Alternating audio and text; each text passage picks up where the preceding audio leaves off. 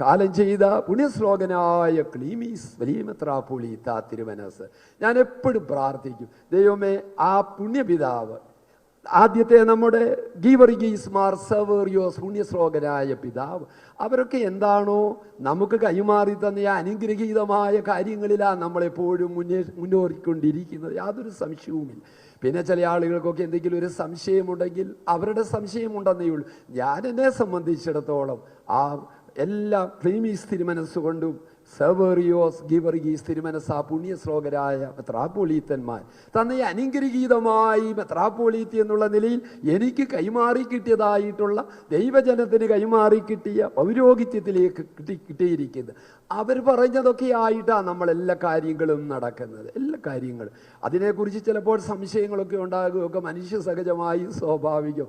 ലോകമുണ്ടായ കാലം മുതൽ അഭിപ്രായ വ്യത്യാസങ്ങളില്ലേ, വല്ല സഭകളിലൊക്കെ അഭിപ്രായ വ്യത്യാസങ്ങളിൽ എന്നോട് ഓരോ കാര്യങ്ങളൊക്കെ ഓരോരുത്തർ വിമർശനത്തോടെ ചോദിക്കുമ്പോൾ ഞാൻ അവരോടൊന്നും പറയാറില്ല. കാരണം നമ്മൾ എല്ലാവരുടെയും ഒരു ദാസനായിട്ട് വേല ചെയ്യണമെന്നല്ലേ, നിങ്ങളെല്ലാവരുടെയും ദാസനാകണമെന്നല്ലേ ക്രിസ്തുയേശു താൻ തൻ്റെ ശിഷ്യന്മാരുടെ കാലുകളെ കഴുകിയാൽ ആ ക്രിസ്തുയേശുവിൻ്റെ ശിഷ്യൻ എന്നുള്ള നിലയിൽ കാല് കഴുകാൻ ഞാൻ ബാധ്യസ്ഥന. അവിടെ ഞാനൊന്നും പറയാറില്ല. എല്ലാവരും എന്തു പറഞ്ഞാലും നമുക്കെല്ലാവരോടുമുള്ള ആ സ്നേഹത്തിൽ കഴിയുന്നു എന്ന് മാത്രമേ ഉള്ളൂ. അങ്ങനെ വേണമല്ലോ.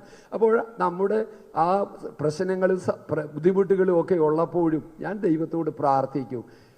രണ്ട് സഹോദരന്മാരായി ആദത്തിനും ഹവ്വയ്ക്കും 2 മക്കളുള്ളതായി ഇതാ തിരുവചനം പറയുന്നത്. അതിൻ്റെ മറ്റ് വിശദാംശങ്ങളിലേക്ക് പോകുന്നില്ല. അപ്പോൾ കായേനും ഹാബേലും 2 മക്കളുള്ളപ്പോൾ ഈ വേദപുസ്തകം പറയുന്ന അനുസരിച്ച് അസൂയ പൂണ്ടിട്ട് ഈ കായൻ ഹാബേലിനെ കൊന്നുകളഞ്ഞു. 2 മക്കൾ. വേദപുസ്തകമായി പറയുന്ന തിരുവചനമാണ്. ആ അസൂയ പൂണ്ടിട്ട് കായൻ ഹാബേലിനെ കൊന്നുകളഞ്ഞു. എങ്കിൽ സവേറിയോസ് എന്ന നാമമുള്ള ഒരു സാധാരണ മനുഷ്യൻ, ഒരു സാധാരണക്കാരായ അപ്പൻ്റെയും അമ്മയുടെയും മകനായ എന്നെക്കുറിച്ചും ആരെങ്കിലും എന്നെ കയ്യേറ്റം ചെയ്യാൻ വരികയോ എന്നെ കൊല്ലുവാൻ ശ്രമിക്കുകയോ എൻ്റെ രക്തത്തിനായി അവർ മുന്നോട്ട് ചാടി വീഴുകയോ ചെയ്താലും എനിക്ക് സങ്കടമില്ല. അവരോടും ദൈവം ക്ഷമിക്കട്ടെ എന്ന് എനിക്കുള്ളൂ. കാരണം കായേൻ ഹാബേലിനെ കൊന്നുകളഞ്ഞു എന്നാണ് മനുഷ്യചരിത്രമെന്ന് തിരുവചനമാണ് പറയുന്നെങ്കിൽ, നിങ്ങളുടെ സവേറിയോസ് മെത്രാച്ചൻ പറയുകയാണ്, എൻ്റെ നേരെ ചാടി വീണാലും ഞാൻ അവരോടും ദൈവം അവരെ അനുഗ്രഹിക്കട്ടെ എന്ന് ഞാൻ പ്രാർത്ഥിക്കും.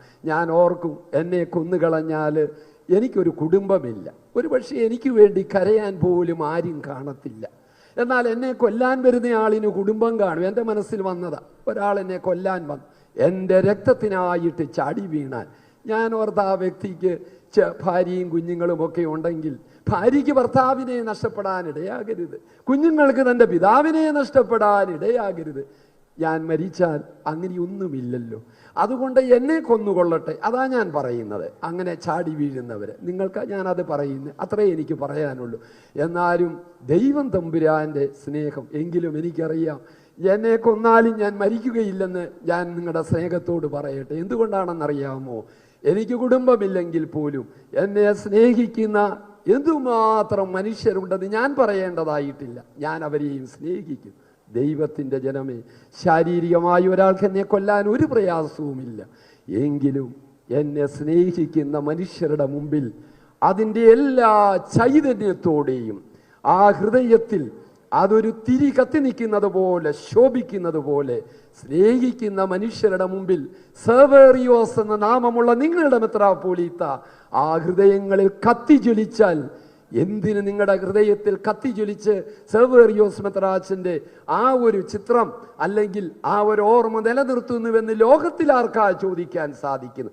അതാണ് എൻ്റെ ആശ്വാസവും എൻ്റെ ആത്മസംതൃപ്തിയും. കൊല്ലുവാൻ വരട്ടെ, കൊല്ലട്ടെ, പക്ഷേ ഒന്നോർക്കുക, അതുകൊണ്ട് മാത്രം ശാരീരികമായി കൊന്നാലും എത്രയോ മനുഷ്യരുടെ ഹൃദയത്തിൽ മരണത്തിന് ശേഷവും അവരെ ഏറ്റവും ആത്മാർത്ഥതയോടുകൂടി സ്നേഹിക്കുകയും അവരുടെ ഹൃദയത്തിൽ സ്നേഹത്തിൽ കത്തി ജ്വലിക്കുകയും ചെയ്യുക മാത്രമല്ല, ഞാൻ മരിച്ചു കഴിയുമ്പോഴും എന്നെ ഓർത്ത് വിശുദ്ധ കുർബാനയിൽ എൻ്റെ നാമത്തിൽ പേരോർക്കുമെങ്കിൽ അതിനേക്കാൾ വലിയ സംതൃപ്തി, ആത്മസംതൃപ്തി നിങ്ങളുടെ മെത്രാപ്പൊലീത്തയായ സവേറിയോസ് എന്ന് നാമമുള്ള എനിക്കെന്താ വിഷയം?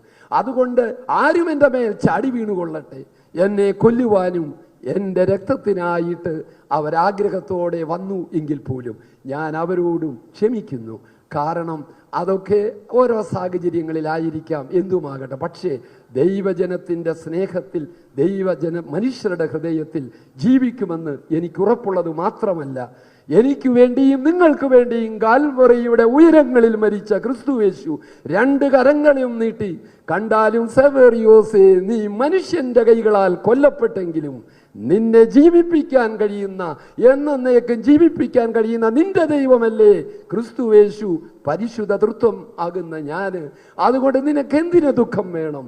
നീ കൊല്ല ചെയ്യപ്പെട്ടതുകൊണ്ട് നീ എൻ്റെ കരങ്ങളിൽ എന്നോടുകൂടെ ജീവിക്കുമെന്ന് പറയുന്ന അനുഗ്രഹിക്കപ്പെട്ട ശബ്ദം കേൾക്കുവാൻ ദൈവമിടയാക്കുമെന്ന് ഉറപ്പുള്ള വ്യക്തിയാണ് സെവേറിയോസ് എന്ന നാമമുള്ള ജ്ഞാനായ സമുദായത്തിന്റെ മെത്രാപ്പോലീത്ത. അതുകൊണ്ട് ഒരാൾക്ക് മരണത്തെ ഭയമില്ലെങ്കിൽ പിന്നെ എന്തിനാ ദൈവത്തിന്റെ ജനമേ ഭയം? മരണഭയത്തിൽ കൂടിയ ഭയമൊന്നുമില്ല. അതുകൊണ്ട് മരിക്കാൻ തയ്യാറാണ്. എൻ്റെ മേൽ ചാടി വീഴുന്ന ഏതൊരു ശക്തിയുമായി കൊള്ളട്ടെ, ഞാനങ്ങ് മരിച്ചേക്കാം, വിഷയം തീർന്നു. പക്ഷേ ദൈവത്തിൻ്റെ കൈകളിൽ ആർദ്രതയും കാരുണ്യവുമുള്ള ദൈവം കാൽവരിയുടെ ഉയരങ്ങളിൽ മരിച്ച് കരങ്ങൾ, രക്തപങ്കിലമായിരിക്കുന്ന കരങ്ങൾ കൊണ്ട് സെവേറിയോസേ എന്ന് വിളിച്ച് എൻ്റെ ദൈവത്തിൻ്റെ കരങ്ങളിൽ എന്നെ ചേർത്ത് വെച്ചാൽ അതികൂടിയ സംതൃപ്തി എനിക്ക് എന്താ വേണ്ടിയത്? എൻ്റെ ജീവിതം തന്നെ അതെല്ലാ അർത്ഥത്തിലും പൂവണിഞ്ഞില്ലേ? അതോടൊപ്പം മനുഷ്യരുടെ എന്നെ ശുശ്രൂഷിക്കാനായിട്ട് ദൈവം അയച്ചിരിക്കുന്ന മനുഷ്യരുടെ ഹൃദയങ്ങളിൽ സ്നേഹത്തിൻ്റെ തിരി കത്തിക്കൊണ്ട് ഞാൻ ജീവിക്കുമെന്ന് എത്രയോ മനുഷ്യർ പറയുന്നത് കേട്ടാൽ എനിക്ക് എന്നെക്കുറിച്ച് പറയാനാവില്ലല്ലോ. അതുകൊണ്ട് ആ സ്നേഹം, അതൊക്കെ എത്രയോ മനുഷ്യർ സ്നേഹത്തിൻ്റെ ഊഷ്മളത, അവരൊക്കെ സ്നേഹത്തിൻ്റെ ആധിക്യത്തിൽ ഉപയോഗിക്കുന്ന വാക്ക് കേട്ടാൽ ഇപ്പോൾ തന്നെ മരിച്ചാലും കുഴപ്പമില്ലെന്ന് തോന്നും. അത്രയ്ക്ക് സ്നേഹമാ ദൈവജനത്തിൽ. അതുകൊണ്ട് നിങ്ങളുടെ സ്നേഹത്തിൽ ഞാൻ എന്നെ തന്നെ സമർപ്പിക്കുന്നു. എൻ്റെ ദൈവത്തോട് ഞാൻ എന്നും വിശ്വസ്തനായിരിക്കും. നമ്മുടെ ആദ്യ മെത്രാപ്പോലീത്തന്മാരും പരിശുദ്ധ സഭ എന്നെ ഏൽപ്പിച്ച എല്ലാ സത്യവിശ്വാസത്തിലും ഞാൻ മുന്നോട്ട് പോകുകയും ചെയ്യും. ഒരു സത്യവിശ്വാസവും ഞാൻ കൃത്യമായി പറഞ്ഞാൽ ഞാൻ അതൊന്നും അംഗീകരിക്കില്ല എന്ന് ഞാൻ പറഞ്ഞിട്ടുമില്ലെന്ന് നിങ്ങൾക്കറിയാം. ദൈവം അനുഗ്രഹിക്കട്ടെ. ഇന്ന് ഇവിടേക്ക് കടന്നു വരുവാൻ തക്കവണ്ണം ദൈവം അനുഗ്രഹിച്ചു. എല്ലാ കൃപാവരങ്ങളാലും ദൈവം നമ്മെ നിറയ്ക്കട്ടെ എന്ന് പ്രാർത്ഥിക്കുന്നു. അപ്പോൾ തന്നെ